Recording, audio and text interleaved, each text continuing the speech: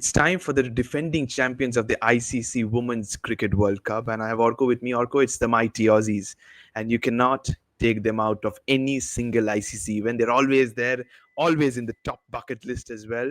First of all, let's take a look into the heavyweight squad they have announced. Alyssa Healy is the captain, Darcie Brown is there, Ashleigh Gardner, Kim Garth, Grace Harris, Alana King, Phoebe Litchfield, Talia McGrath, Sophie Molineux, Beth Mooney, Ellyse Perry, Megan Schutt, Annabel Sutherland, Georgia Wall, and Georgia Wareham. I think that's a rock solid champion side, isn't it, Arco? Definitely. I mean, they have wealth of experience and talents, and even a few rookies which they can certainly accommodate if they really want to. And with Alyssa leading the ship, I think that's a very formidable side. And as we often say that they're unbeatable, they're just getting better than ever. And if you remember something which was told 4 years back, when they played the final against India, the T20 World Cup final in their own home turf. Then someone among their legends, I don't remember her name, she happened to say that it's the strongest Australian side you can think of, even if you combine the men's side. So that shows how much strength they have. So maybe the And you can strongest you can Australian also side they have. compare this one too, because every single ICC when they get even stronger. Definitely. And I think they have a very structured approach, the way they groom their talents, the kind of leagues that happen, the Big Bash and all, they bring in some wealth of experience from there, because they have those match simulations which happen in such tough competition. So I think that's what makes Australia, an absolute storehouse of talent in cricket. Absolutely. And when you talk about Australia and such a big level side, but there are some of the seasoned campaigners in this side, and nobody needs an introduction. First of all, Ellyse Perry, you have Beth Mooney, Ashleigh Gardner, and Megan Schutt. Four experienced campaigners for Australia. And your thoughts on this one? Do they bring in stabilizing energy to balance the youthful exuberance in the side? Definitely. I mean, they have played so many World Cups. I mean, Ellyse Perry has been there forever. Like when we were kids, and now when we are men, she's still there, and she still doesn't lose a Still charm, be it in playing with cricket. that one single helmet. Exactly, and even on the field and off the field, that charm which she carries, the grace she carries as a player and as a glamorous person, I think it just doesn't shy away. For the amount of admiration people have, she's like an icon for this game. And I think to have such players, and apart from her, even Alyssa Healy, they are like a household of champions. Belonging to Mitchell Stark's household. They just know how to collect trophies and silverware. So I think if she's the leader, and of course Megan Schutt and other such players, I think they make a very formidable side. Indeed, they definitely make a formidable side. As you brought a little bit of Mitchell Stark's wife, I go to her now, Alyssa Healy. I think champion player. What a wonderful wicketkeeper-batter she is. With the bat, she delivers. With the wicket-keeping, she delivers. With the captaincy, she had a very sharp brains and how she reads the game. If you look into her numbers in this format, 25 ODIs, 19 wins compared to 6 only defeats, and one of them came in the recently concluded series with India. But the way looking into this win percentage, it looks incredible for a side like Australia. And that's the reason, because I think if you're in Alyssa Healy's shoes, you look into the team on paper, you might be the happiest person on planet Earth, because there are not just one or two match winners in the side. There are 11 match winners. They bat so deep. But thoughts on Alyssa Healy's captaincy, because she's a very aggressive captain, dominates and has the confidence in among herself, making her a torchbearer of Australia's titles defense, isn't it? Definitely. And I think even, as you rightly stated, the aggressive captaincy that she brings, even in the previous game where they scored like 400 plus runs against India in Indian soil, I think she in the press conference also said that we just told our troops to go out and, play it like a T20 game. So if they come in with that approach, a glorified form of women's basketball, if you could call it, I think that will be a scary prospect for all teams to handle, because, they have so much talent already, and with the wealth of experience and, that match simulation environment that they already have in themselves psychologically as well. I think they are just the side to beat, and they've got enough match practice in Indian soil already from the past and even in recent times. I think that's only going to make them a tougher team to beat. 100%. That will definitely make them a very tougher side, and we'll discuss about how tough it gets for the opponents when they face Australia. But the rise of somebody like a Phoebe Litchfield in the recent past has marked a generational shift, I must say, for Australia's batting fortunes, because she's playing some breathtaking knocks. And if you talk about international cricket, if you talk about the recently concluded 100, she's brought that switch hit, which reminds me on cricketer that is Kevin Peterson. And the way Phoebe Litchfield is now batting, it looks like she's a gentleman cricketer. Your thoughts on how Phoebe Litchfield can make this World Cup a standout, because she plays spin well. She has those shots in different parts of the ground as well. Your thoughts on that? Well, she's a brilliant cricketer. I mean, I've watched her even in this series. Of course, in the last game she was rested, but she's a very promising talent. She has got good shots, especially spare of the wicket that I've noticed. She's really good, as you rightly said. In getting those switch hits and all such stuff, making the game an even more tougher thing for the opposition to bowl at her. I think that certainly makes her and Alyssa Healy, a top opening pair to look at. And people like Beth Mooney are now comfortably playing at 3 and 4 because of the luxury they have with Litchfield opening. So I think she'll be an exciting prospect to watch, and we never know can set the tournament alight. Definitely, she's somebody at the top of the order who can set the tone for Australia. But if you talk about the middle order for Australia, you have the likes of Beth Mooney, Talia McGrath, you have Ellyse Perry, you have Annabel Sutherland. How hard can it be an opponent? Because if you get a wicket of, suppose you get a wicket of Perry, but you will be like, okay, I've got a big fish, but out walks another big fish in the name of Beth Mooney. After that, Sutherland, after that, McGrath. It doesn't stop for Australia.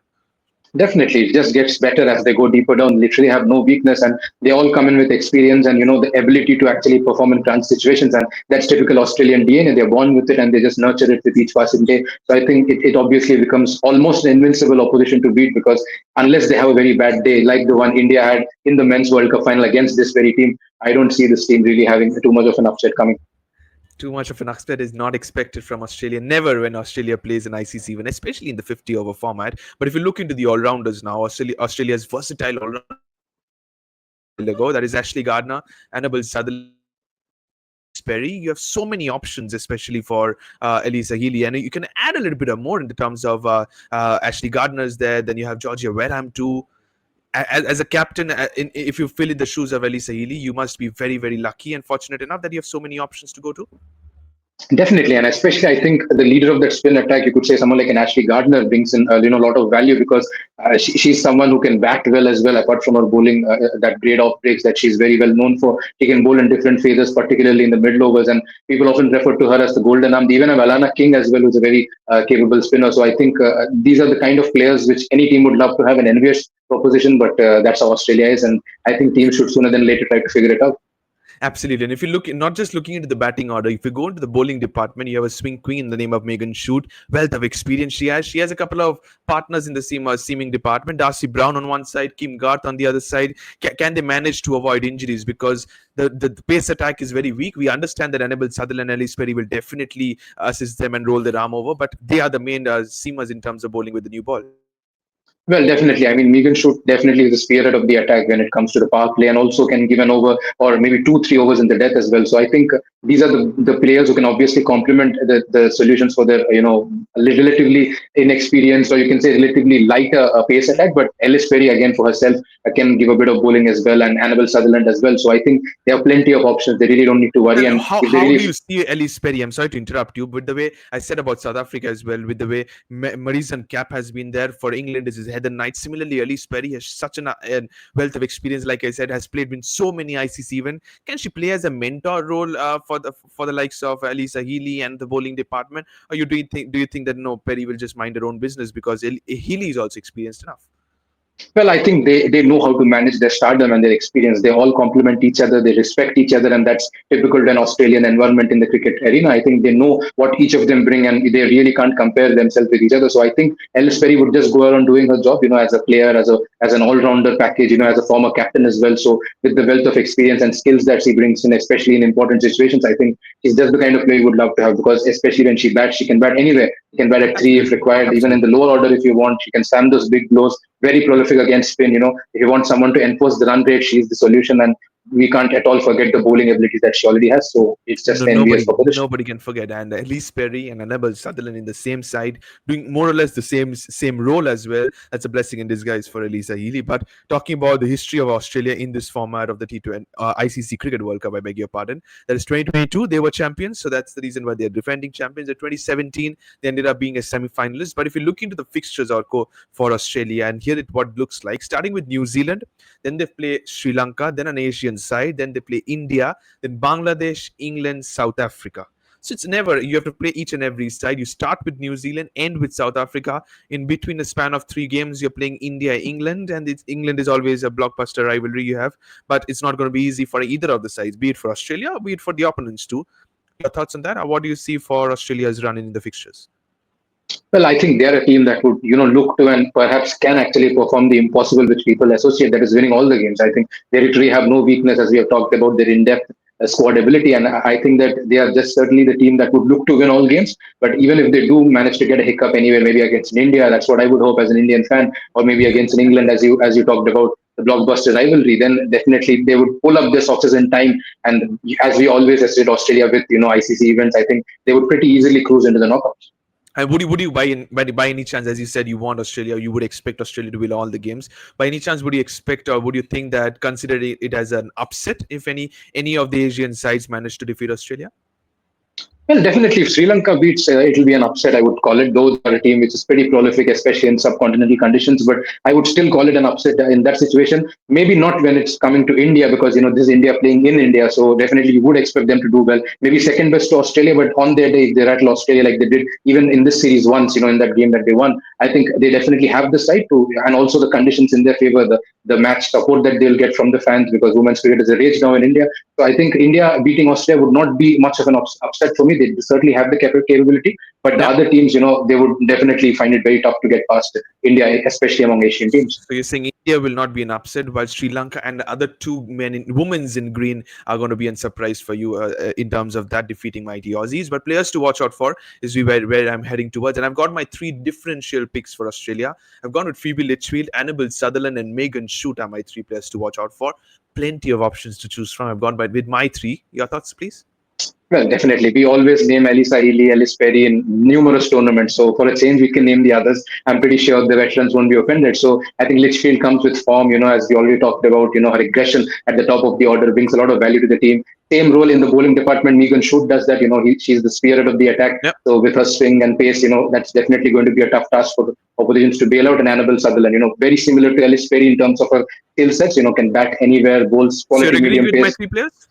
Absolutely. I don't think, I mean, if I want, I could add the entire 11, but we can't do that. So for once, we can decide upon going for these three players. Absolutely, but in conditions like India and Australia, spin attack will be very important. And if you look into the spin unit, they have Alana King, they have Georgia Wareham, they have Ashleigh Gardner, and they have also Sophie Molineux. And if you talk about Sophie Molineux' return from injury, that is a big boost for Australia. They carry a redemption, that left arm orthodox spin also that comes into play. Thoughts on Sophie Molineux? Do you think she's starting from the first game, or do you think that if there is an injury or either of Wareham or Ellyse, Ashleigh Gardner is not having a good game, you might slot in Sophie? Well, I don't think Molineux would immediately get a game, because they would not want to rush her from injury, because they did tell beforehand during the squad announcement that she won't be available for the India series, but certainly would be in contention for the World Cup, and that's how it is. And given the wealth they already have in the playing 11, they would really not need her. I believe, though, I know that it's Indian subcontinental situations where you would love to have a left-arm spinner, but the value they have from their off-break spinner and Gardner, they have two leg spinners as well. I think they would just do the job in enough proportion for them. Okay, so you're also saying Sophie will not start at the moment. What about the starting 11? What about Australia's predicted 11? Let's take a look into that. Alyssa Healy and Phoebe Litchfield are my openers without a doubt. Ellyse Perry at number 3, Beth Mooney at 4, Annabel Sutherland at number 5, Thalia McGrath at 6, Ashleigh Gardner at 7, Georgia Wareham at 8, Alana King at 9, Kim Garth at 10, Megan Schutt at number 11. Do the players pick themselves, or are you making any changes, Arko? Well, definitely not. I mean, these are just a set of players who would perhaps play all the games, unless they, start off so rampagingly that they, beat all the teams and perhaps look to rest one or two players, or if there are any certain niggles that people associate. Otherwise, I do believe that the team would largely stay the same. They have a proper mix of everything. They have batting until 8 or 9. They have like 6, 7 bowling options, 2, 3 spinners, 2 good pacers. If they would want to add Ellyse Perry and Sutherland, then 3 or 4 pacers, you could say. So I think this is just the team which anyone would want to play in a particular World Cup, and a team that's already won so many would only try to add another feather to their cap. 100%. And final question before I move on to the conclusion segment. That is your 4 teams that you think are making it to the semis? Well, I would hope India does. Many people are writing them off, but because they're playing at home, I hope India would make it. Then Australia definitely, because we have all praises for that team. And England and New Zealand is what I feel would be the remaining 2 teams who would make it, because New Zealand recently also have done well in the World Cup. So I do believe that they have that in them to upstage many teams. So India, Australia, New Zealand, England are your 4 teams. And once again, another guest that is omitting South Africa. And I'm really, really surprised with that. That's all we have. Thank you so much, Orko. Final question. Are Australia entering the tournament as tournament favorites? Definitely. I mean, as long as you look at India, playing in home soil, I think there's no reason why people would not call Australia the favorites. I mean, regardless of where you're playing, the squad composition is what speaks for you more than any home advantage or anything. So I think it's definitely Australia who will start as favorites, and teams like England, New Zealand, India and South Africa would come much later in the order. Okay, so your thoughts on Australia is done and dusted. Thank you so much, Orko. Thank you to all the viewers for watching this video. Is the defending champions who are once again ready? Is the mighty Aussies we have discussed about? That's all we have for now. We are building India's smartest cricket community. Subscribe to become a part of it.